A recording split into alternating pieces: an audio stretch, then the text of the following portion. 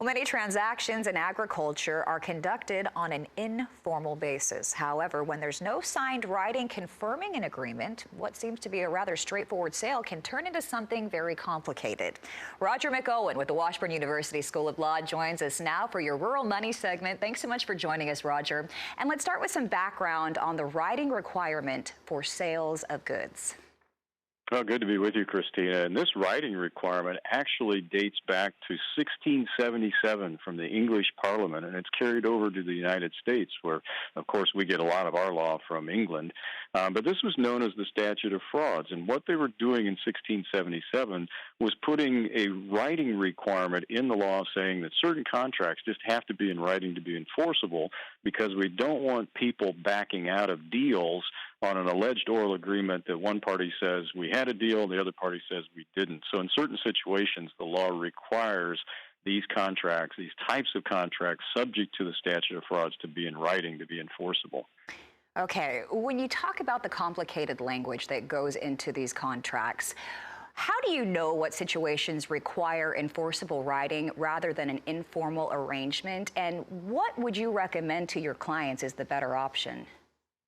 Well, what I think is always good advice for farmers that are getting into complicated contractual deals, and even those that seem uncomplicated that involve a lot of dollars, you want to talk to your legal counsel and make sure that they advise you properly on the types of contracts that are subject to this writing requirement, so that you're not getting into an oral deal and then the other party backs out and you sue for breach of contract, and then the court would say, well, you don't have an enforceable contract because you never reduced it to writing. We don't want to see farmers and ranchers get into that situation. Absolutely not, and we can always learn from the examples of others. Do you have any of those examples to share with us?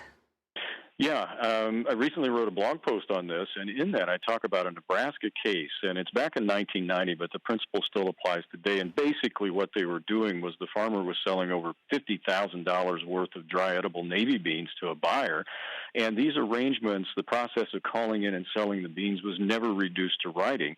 Well, there became a dispute over to the price that was to be paid the farmer for the beans. Was it $15 per bag or $19 per bag? And long story short, since they never reduced it to writing, this was one of these situations that had to be in writing to be enforceable. It involved the sales of goods above a prescribed dollar amount, had to be in writing to be enforceable, and so they turned out there was never an enforceable contract in this situation, and the farmer literally in this instance was left holding the bag. So we don't want to see that. The case does point out the peril of oral agreements, and even though you may think it is simple, it may not be that simple when the legal rules come into play. Okay, always appreciate your invaluable advice. Roger McEowen with the Washburn University School of Law, thank you so much for joining us, keeping us up to date with some great guidance.